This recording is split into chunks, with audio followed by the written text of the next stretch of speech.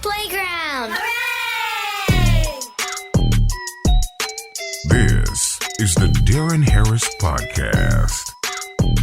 Here's your host, Deron Harris. Hey everybody, what's up? Welcome back to the show. I'm your host, Deron Harris, and this is my program, man. Thank you for joining me. I do appreciate you.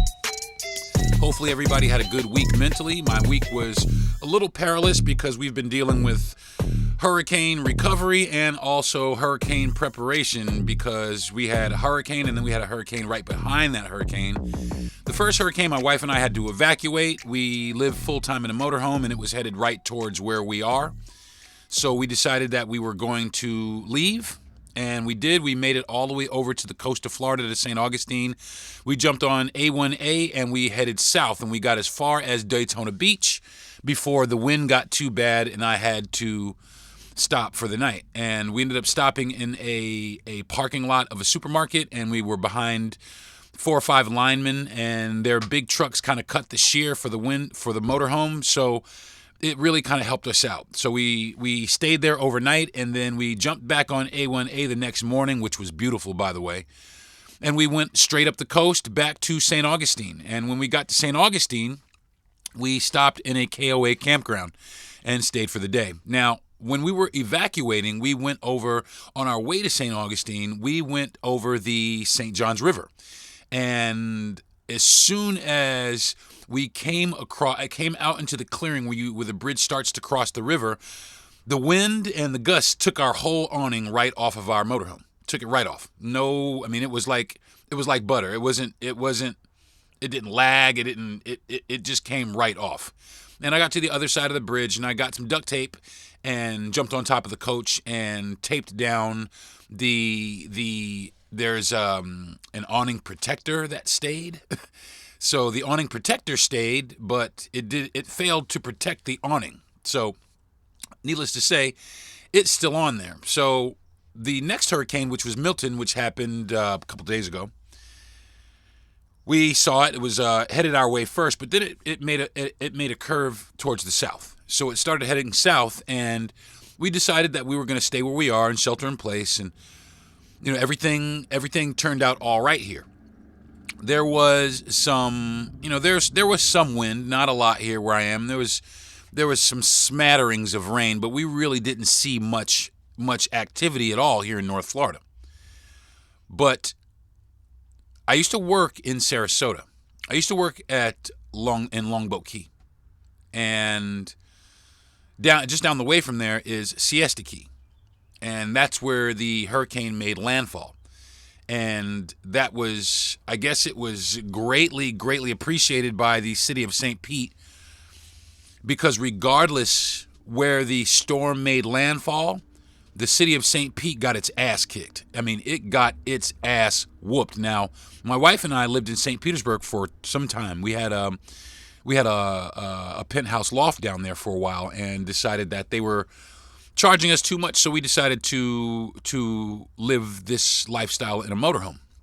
So we decided to leave St. Petersburg, and I'm really kind of glad that we did, because if we had stuck around for what's going on today, I don't know what we would have done. I mean, my job when I worked in St. Petersburg was at a place called Jimmy B's, and it's a beach bar, and it was a really, really popular place, extremely popular place for years and years, decades. Jimmy B's was the benchmark of St. Petersburg Beach if you wanted to go out and you wanted to enjoy the sunset and you wanted some cocktails and you wanted to enjoy some live music. Jimmy B's was the place to be. Now, there were a few other places up and down the beach, but Jimmy B's was that place to be. And I looked and seen some of my older employees posting and some just videos of the devastation in Florida, and Jimmy B's is no more. Jimmy B's is not there anymore. It's no more. It is no more. If you hear a little bell in the background, my cat's kind of running around, but pay that no attention. But Jimmy B's is no more. The Toasted Monkey, no more. Woody's is no more. All these benchmark places, a lot of these benchmark places that are down St. Petersburg Beach are destroyed. And it's going to be quite some time before Gulf Boulevard turns back into Gulf Boulevard. My wife and I got married down the street there in St. Pete in Treasure Island. And it's destroyed. All the way up the coast, all the way to Clearwater. And even inland. Inland in St. Petersburg is destroyed. Now, I want to talk about something that kind of bothered me when my wife told me about it before. And I was like, man, see, people playing with people's lives. And there was a crane. Some developers are building a new high-rise downtown St. Petersburg. And there's a giant crane. And they're building this high-rise, and they're not stopping, and they're trucking right along trying to get this thing developed. So they said that they would not be able to remove the crane because it takes, I guess, 2 weeks, they say, to move the crane, which I find hard to believe because it doesn't take 2 weeks to put one up, you know? So I find that kind of hard to believe. But what ended up happening is the wind got so bad in St. Petersburg that the crane, it failed. And it collapsed into a building that was across the street from the building that was being built. So not only did the crane collapse, it destroyed or did some significant damage to another building that had nothing to do with the construction project whatsoever. The project that they had going on, was just kind of sitting there. So now somebody's got some explaining to do. Somebody's got some huge explaining to do. There's somebody right now getting their whole asshole torn the fuck up in some boardroom as to why this crane couldn't come down. And I'm right along with those people because, like I said, I'm from New York City, the land of skyscrapers. My wife is from Chicago, the other land of skyscrapers. And it don't take 2 weeks to put no crane up, so I don't understand why it takes 2 weeks to put a crane down. Now, I'm going to tell you my theory. This is why I think that the crane didn't come down.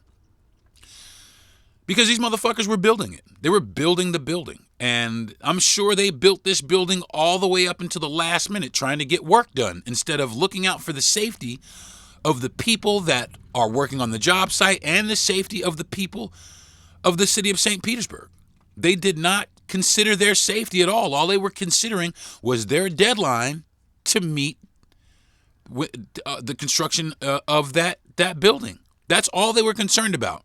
I'm almost positive that instead of taking actions to dismantle that crane or at least bring pieces of it down, they worked. They went up there and continued to work until the last minute. And they knew this storm was coming. And if they say they didn't, they're full of shit because they knew it was coming when Helene was coming. They knew it was coming when Helene was coming. They were telling these people for days, Hurricane Helene is going to slam into the Gulf Coast. Days. Telling these people for fucking days that this shit was going to happen. And what did they do? They continued to work. They worked. They did not stop working. They did not say, hey, listen, there's a couple of hurricanes coming. We're going to pause work. We're going to dismantle this crane until the hurricanes pass by. And then we're going to put them back up. We might be a little bit behind schedule, but we're going to put them back up and we're going to make sure that we maintain the safety of this construction site. And we want to make sure that we look out for the safety of the people of St. Petersburg. But no, what that is, that crane leaning into that building, that signifies nothing but corporate and developer greed. That's all it is. They want to get it up so they can get it full so they can make their money, so they can go sit out on their fucking yachts and buy another fucking house. That's all they want to do. That's all they're trying to do. They're not trying to protect you. They're not trying to give you anything that's safe. They're just trying to make their cash. They don't give a fuck about you. They don't care about you. They showed the entire city of St. Pete. They showed the entire state of Florida that the developers that are coming here to develop these properties, they don't really care about you. They just care about their project. That's it. And the sooner they can get it completed, the sooner that they can make some money. They don't care about you. Okay? So I'm going to take a quick fast break. And when I come back, I'm going to talk about some other aspects of some of the rescue operations that happened after the aftermath of this storm and some of the things that were done to accommodate that. I'm Darren Harris. I'll be right back. Hey, everybody. What's up? Welcome back to the program. Today I'm talking about the hurricanes and disaster relief and what's happening in the state of Florida currently. St. Petersburg. I was talking about St. Petersburg and some of the things that happened in St. Petersburg. The entire beach is gone. The pier downtown, there, I think a seawall had collapsed the entire sidewalk in Vinoy Park. There's a few places that are downright unlivable. There's a boil water notice, so you can't drink the water. You can't flush the toilet. There's no electricity, so you can't boil water. It's ridiculous down there. I mean, there's no water in the grocery stores to buy. There's no toilet paper. I'm sure there's no paper towels. I'm sure basic first aid kits and things like that are gone. I'm sure the shelves at everywhere are empty. I'm almost sure of it. I mean, there might be some people bringing in some things now. Of course, we have blue skies and, sunshine. But this right here is what the impact is. This is the impact of what happened to this storm. An entire town, and they were building this town up in St. Petersburg.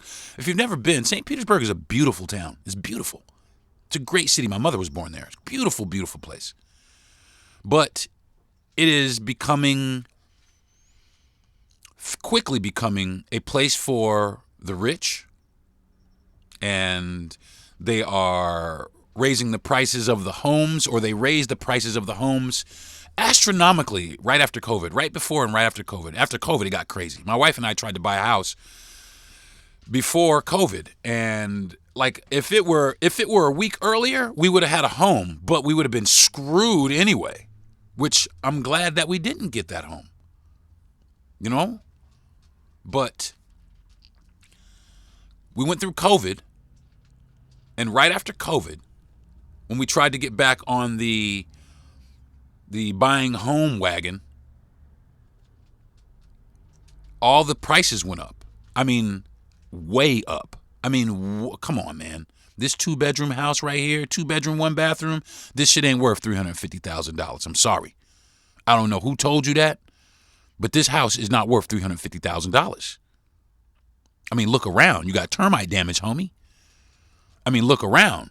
There's all kinds of damage and debris, and it's in a hurricane zone and all kind of shit. This house is not worth $350,000. This motherfucker is made out of straight up wood. This ain't $350,000 worth of house. It's been here since the 70s. This is not $350,000 worth of house. This ain't $250,000 worth of house. There's a lot of homes in St. Petersburg that were like $150,000, $175,000, and that's what they're worth, $180,000. But that sold for $350,000, $400,000. And these people came from the northern states, and they thought they had themselves a good deal, and they bought some investment properties because, the houses up north are $350,000, $400,000, especially when you get into New York, New Jersey, the Northeast. The homes up there, you sell a brownstone up there, you can come down here and buy 3-4 houses. Or it used to be like that. But you could sell your house up north and come right down here, buy a house cash, and still have a little bit of money to put in the bank and live the Florida life. That's what a lot of people did. They sold their homes, and they came down here and they bought a home cash, and they put money away, or they bought another home for investment without really realizing that we get fucking hurricanes down here. Like shit that destroys shit. And not only this time did we get hurricanes, we got fucking tornadoes, like 28 tornadoes in conjunction with the fucking hurricanes, I mean, 28 tornadoes touched down. People got, shit got picked the fuck up. There's whole yachts on top of people's house, miles away from where the water was. Picked the fuck up. It's crazy business down here. But people came down here and they said, yeah, you know what? I'm tired up here and it's cold and, I want to be close to my family and I need a little bit of space for myself. And they came down here and they bought these homes down here in this nice little town. And now they have to pick up the pieces. They have to watch and pick up the pieces. They have to do the same thing that the people in Sanibel Island did, that the people in Fort Myers Beach did. They have to pick up these pieces and figure out how they're going to get their shit rebuilt. Insurance is a motherfucker, man. It really is down here in the state of Florida. Now, they cover some shit, but they don't cover everything. If you think you're going to get the same shit you got back, you got another thing coming. They're going to try their hardest to give you not that. That's just the nature of the fucking beast. That's just the nature of the insurance business. The constant fucking of the American people, even in times of despair and tragedy. They act like they're so concerned about what you've been through, but all they're really concerned about is saving their company money because they never really want to give you what you lost. Like our awning came off of our coach. Got ripped right off. And it was a nice awning. It was acrylic. It was relatively new, a couple years old. It was relatively new. It was very, very nice, canvasy. They wanted to give us a vinyl one. We had an insurance adjuster, and he came out, and they didn't want to give him the work because I'm sure he quoted them something that they really couldn't work with. So now they want to send somebody else out to give them another quote. Hopefully that'll be in the realm of what they want, but they are in for a rude awakening when I tell them I want the exact same shit that was on here. You're not going to bilk me and give me some vinyl bullshit. You're going to put an acrylic awning on here just like was on here. Why? Because we pay you fucking insurance. That's why you're going to fucking do it. Simple as that. And you're going to give me the shit that I want. You're going to give me the shit that I had because I'm tired of you motherfuckers beating people. Because that's all you're here for. You wait. You're like fucking Dracula. You really are. You wait till motherfuckers is down, down, down, and then you come up and you suck the fucking blood right out of their ass. You suck the whole life right out of everything. But we have your best interest in mind. No, the fuck you don't. Insurance companies are full of shit, just so you know. Okay? But that's no secret. Now, one thing I do want to talk about is some of the responses to this crisis here in the state of Florida. Now, apparently, the governor here received a phone, was supposed to meet with the president. And, good, bad, or ugly, it doesn't really matter at this point to me because there's human life involved. So, the governor of Florida blew off the president of the United States, the meeting that he's supposed to have. He blew it off. He didn't go to it. Fuck him. And then the vice president gave him a phone call. Just called. I'm almost sure to see what the people of Florida need. I'm almost positive that's what the phone call was about. But he didn't take the call, and he didn't return the call. And then he said he didn't take the call because he thinks that it's politically motivated. And I think that is fucking bullshit. What he did, let me tell you what he did. Now, there's a bunch of linemen here, and they're not from Florida, okay? You see license plates from Louisiana, Texas, Mississippi, all the southern states down here, all these states, all these ally states, let's call them, the states that are aligned with Florida. That's who's coming here. Okay, it's not the federal government, it's not FEMA, it's this guy hiring contractors to clean up debris and rubble. It's him trying to prove to everyone else that the state of Florida does not need federal assistance to clean up. And that's so that he can maintain his political power. And that's no more, no less. Now, him saying it's about politics, you damn right it's about politics. His ability to keep his position, which honestly I think because, there's a bunch of reasons I think he shouldn't be the governor. But this right here is another reason I think that he should be the governor, because he's not concerned with human life. He's not concerned with your lives, folks. He's concerned with looking good during hurricane response. That's it. He's concerned with looking good to his peers and everybody else so he can say that the state of Florida did not need any help from the federal government. I didn't need any help from Joe Biden, and I didn't need any help from Kamala Harris. That's what he wants to say.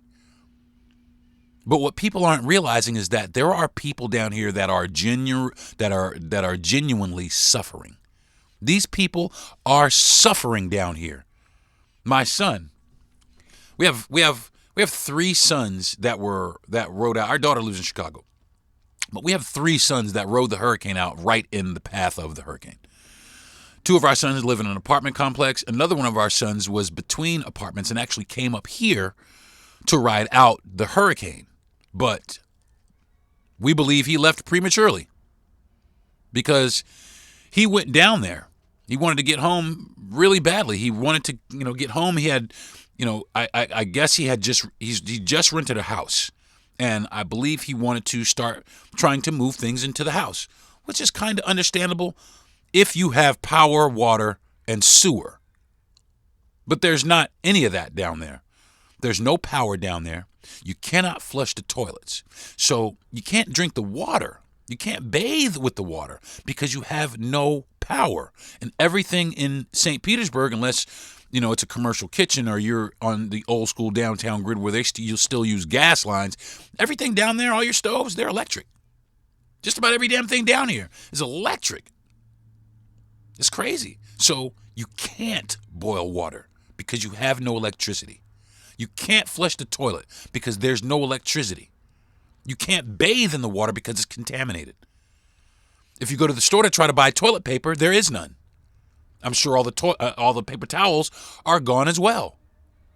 I'm sure all of the provisions that you would need to survive in the days after a hurricane, I'm sure they're all gone. But he made it a point to get back to St. Petersburg. He wanted to go back. And now he's texting my wife that he can't flush the toilet. He's texting my wife that, there's no water to drink and that it's hot. And yeah, man, no shit. Our other son, he decided that he was going to stay and work. And I'm not sure if he worked, and he turned out to be all right, but my wife had texted with him a couple minutes, and he made it clear that, he is definitely not doing any of this for the Instagram, which basically implied that it was a lot more severe than he thought it was going to be. Now, any hurricane that he thought he'd been through in Georgia, because he lived in Georgia for a long time, he's never been through here in Florida because he just started living here in Florida. So he really doesn't know. Our third son is our youngest, and he was probably the safest. He was in his apartment, and where he lives, there's kind of a wall that kind of cuts a lot of the wind shear. He's on the ground floor, so and he's in Orlando, so there was no real threat of it flooding. So the only thing I was worried about were there were a few trees around, but the trees seemed to be intact. And like I said, he's on the ground floor, so I think the impact would have been minimal. But he chimed in and said there was no issue, no damage where he was, and that they were perfectly safe, which was a big relief. So 2 of our sons are safe on the recovery. One of our sons is learning the hard way that hurricanes aren't really shit to fuck with, even in the days afterward. So, folks, I'm telling you, if you're out here thinking that these things are, it's just a heavy rainstorm, we can get through it. No, man. It's not. It's very deadly. And this storm and the last storm, both of these storms proved that a hurricane ain't shit to fuck with at all. Look at North Carolina. That's shit they've never seen before. And up there, they were telling people that had helicopters and were doing heli-rescues, like private helicopter owners, that they would be arrested if they continued to try and rescue people, which I think is fucking ridiculous. And the reason why is because you don't have the proper training. Well, I'll tell you what. I trained a lot to learn how to fly this helicopter, and actually I fly it pretty good. I fly it on a daily basis. I fly it most days. I fly my helicopter pretty good. I'm still alive. I'm here. I've been up in the air a lot. I have a certification that says I am a fucking helicopter pilot. So if I put my helicopter on the ground, or if I feel I can put my helicopter on the ground and rescue a few people, I should be entitled to do that. That's what's happening around here. People still going through hurricane shit, man. That's what happened. People still going through all this hurricane shit. Days afterwards. People still going through the aftermath and the damage. Picking through rubble. Going through their memorabilia. Old pictures that they lost.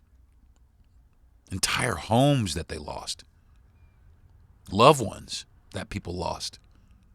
And people sitting here thinking that this isn't that big of a deal. I think people are starting to realize more, especially after they saw what happened in North Carolina, because I guarantee you North Carolina didn't think that this was going to happen. They had no idea that this shit was even going to happen like this, that this shit was even going to take place like this. They had no fucking clue. And it did. And I've seen, Instagram reel after Instagram reel after Instagram reel, TikTok video after TikTok video, and Facebook videos and YouTube videos of all these people in North Carolina talking about we should have left.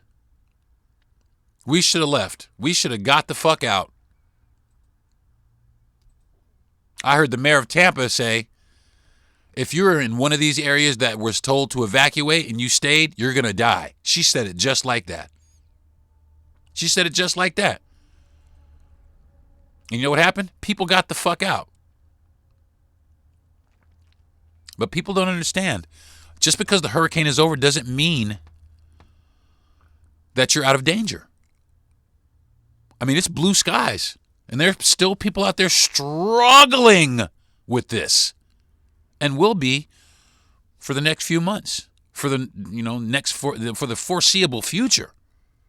There's people that are going to be dealing with this. These two hurricanes, back to back, people are going to be dealing with these for years. They're still trying to clean up the hurricane that hit Fort Myers Beach.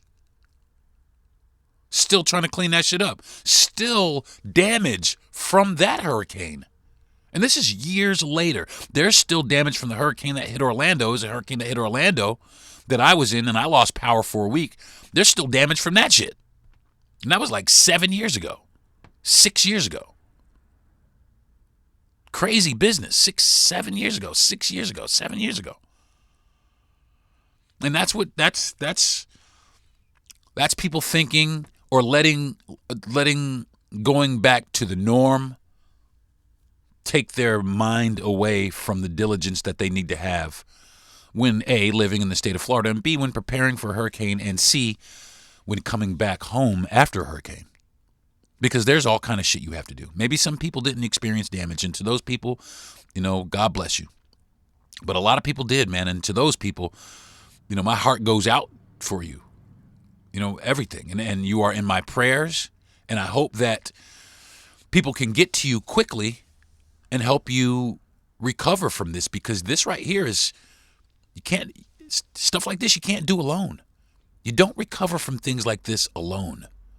You need the help of your community. You need the help of your city. You need the help of your state. And when you got somebody declining phone calls from people offering aid, you have to wonder what the motivations really are. You got to wonder what your intentions really are. Do you really care about the citizens of Florida, or do you only care about your ability to maintain power and make policy? Because that's what it seems like to me. It doesn't seem like you care. It doesn't seem like any of you care. It just seems like all you really care about now is a particular person getting elected. And that's all it is. I'm going to take another break, and I'll come right back, and I'll break some more of this down. All right? I'm Deron Harris. This is Deron Harris Podcast. I'll be right back. Hey, everybody. What's up? Welcome back to the show. I'm talking about the hurricanes that we just experienced down here in the state of Florida and the impact that they've had and the political ramifications behind them, which I don't think there should have been any. I think it's just dumb that anything political is even tied to trying to save somebody's life. but unfortunately it is. But I'm not going to talk for too much longer, but I do want to talk to the people of Florida really fast. Everybody that's out here in the state of Florida that's listening to me, I want to holler at you real fast. I want to let you know that I don't care who you vote for. All right? I don't care what your political affiliation is. I don't give a shit about it. I don't care about that. I care that you guys are safe. I care that the people of Florida are safe. I care that the people of anywhere that has suffered any disaster are safe. And it's unfortunate that people have now put people's safety second chair to people's political power. And that needs to go back the other way. Politics needs to take second, third, and fourth chairs to human life, to the preservation of human life. Now, I know there's one political party out there that claims to be pro-life, but then they also want to pull out guns and shoot the shit out of everybody that they can fucking shoot. But this is an opportunity for these people also to say, hey, man, I'm really going to stand up and try and do what we can to help these people that need help. It doesn't matter who you vote for. It doesn't matter the flag that you wave in your front yard, whether it be a Harris flag or it be a Biden flag or a Trump flag. If you need help, man, if there's a house, if you got a tree crash down on your fucking house, man, I'm coming in there to get you. Just so you know. And I'm talking to people that don't even like me. And the reason why is because I care about human life. And that's the long and short of it. I care. I give an absolute whole shit about human life. You know what I mean? So in that, if there's anybody out there that needs help that I'm capable of helping, I'm damn sure going to help them. And that's what I think the government of this state should be doing. No matter what, yeah, man, you guys need help, cool. The governor of North Carolina, Georgia, a few of the other states, South Carolina, they've all had calls and taken calls with the president and vice president, and they've said that the working with the White House has been gracious, and people put all that shit aside, man, to help people, man. They put all that shit to the side, man. Yeah, I don't like you for, political reasons, but you know what, though? A bunch of people here are dying, man, and for right now, I have to put all that shit to the side, and we can get back to that shit after this shit is over. Simple as that. But now people are using this to say that they've done incredible things for people that they've never done. That they never even did. They're just lying to gain support. I'm a guy on the ground here, right? I look at TV all the time. I look at TV and I hear these motherfuckers, oh, we did this and we did that, but I'm a motherfucker here on the ground. And I'm looking around and I don't see the shit they talking about. And a lot of times, I don't see the shit they talk about. And believe me, I'm out here looking for the shit they talking about. But I don't see that shit. A lot. Oh, we did this and we did this and we stopped this and we made this happen and we rescued this. I don't see that shit. I'm sorry. I haven't seen that shit. And like I said, I'm a real motherfucker down here on real planet Earth with real fucking eyes. I don't live up here in the political sky and that. I don't live in that form. I live down here with the rest of the regular fuckers. All right? I live down here on regular Earth. And in regular Earth, I'm seeing just as many problems here as I'm seeing in the rest of the other states. It's the whole country. It's not red states. It's not blue states. It's the whole country. It's every state. So my thing is this.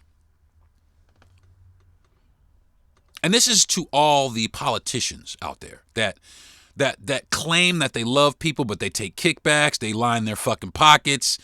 Mayor Eric Adams, you're fucking dumbass. I mean, this goes out to all of these people. If you're not in the business, or if you're not here to help people, then you should not be here at all. You should not be anywhere near anything that would enable you to make laws for people. If you cannot consider all people, you shouldn't be in any position of power. Because the problem is this. These people love their base, but they hate the ones that don't support them. But we're all still here together. Simple as that. Simple as that. And the mentality is this. I historically, I'm just going to call it out. I historically have voted Democratically. I can't vote Republican. I just can't, because they make too many laws that suppress black people, black and brown people. They make too many laws, and then they make a bunch of false claims that they helped us. They didn't. They don't help us. All right. These laws that they pass, they do not help us. So, but they would use that. They would use that to not help me. They would use that, the fact that, oh man, you're voting for Joe Biden? They would use that in order to not help me or to give me minimal help. I mean, look, take a look, okay? I just want you guys, take a drive around. If you're in the state of Florida and you listen to my voice, take a drive around. I'm going to ask you to go someplace that you probably wouldn't have gone, unless you live there, that you probably wouldn't go on a normal, regular basis. I want you to drive around your neighborhood, especially if you're a white person. If you're a white person, ride around your neighborhood and look at all of the things that are being taken care of. Everybody that's out, look at the fucking city officials that are out there, look at everybody that's out there trying to return and restore your neighborhoods to the way that they were before the hurricane. And then I want you to take a ride on the black side of town or the Latin side of town and see the opposite, because they let these people suffer. There's no real help. They might send 2 or 3 trucks over maybe to clear a road out or maybe get a little bit of power on, but the rest, that's fucking it. That's fucking it. These people are out here on their own, and some of these people are out here with no power. Homes are in shambles, trying to survive, waiting on somebody to come and help them. But it happens so much more in urban neighborhoods. After a natural disaster, urban neighborhoods are usually the last to be taken care of. And they usually receive less funding to have stuff to repair their neighborhoods. They receive less money for that. So things never really get back to normal. They only get worse. So, listen, folks.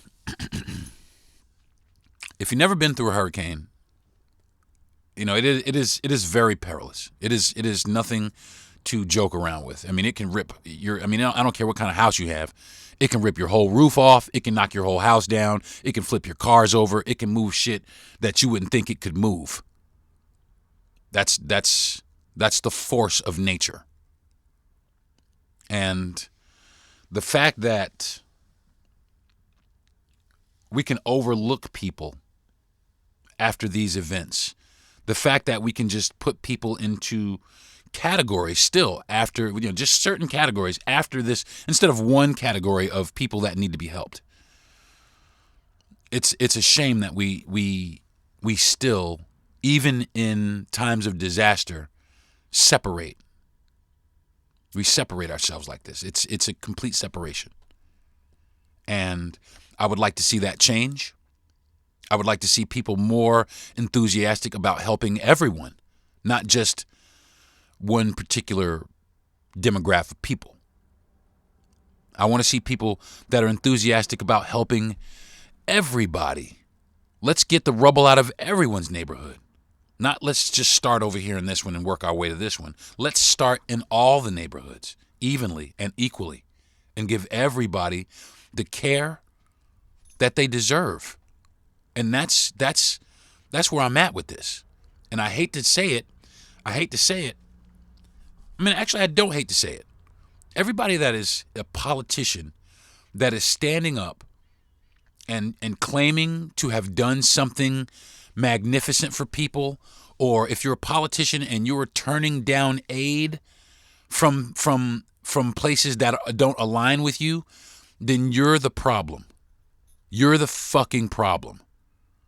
You're the problem that continues to divide people. You're continuing, and you're doing it purposefully. You're dividing people when people should be brought together, especially in times of disaster. All right, folks? So that's going to do it for this week's episode of the Darren Harris podcast. I want to thank my parents always and every day. I want to thank my wife for being the greatest supporter I've ever had. I want to thank my best friend and producer, Jesse Yandel. And I want to thank Gentry Thomas, the gentleman who has the platform that my podcast is brought to you on. And I most definitely, and last but not least, I want to thank all the listeners out there that are listening to my podcast. I want to thank you personally. Thank you very much. And if I could shake everybody's hand, make a long line, I'm going to come and shake everybody's hand. I'd love to do that. I'd love to meet some of the people that listen to my show. So if you guys want, drop me a DM. I'm Darren_Harris Comedian on Instagram. You can drop it there. You can see me at Darren T. Harris Comedian on Facebook. And I think it's the same thing. I have a Facebook fan page, which is the same thing. Either way, if you guys want to reach out to me, you're more than welcome. And I would be glad to hear from you. I'd be more than happy to hear from you. So until next week, folks, hopefully everybody will have a great week mentally. And I'll meet you guys right back here next week, okay? Thanks. Peace. You've been listening to the Darren Harris Podcast. Subscribe to the show, give a good rating, and everything you need to know is at DarrenHarris.com.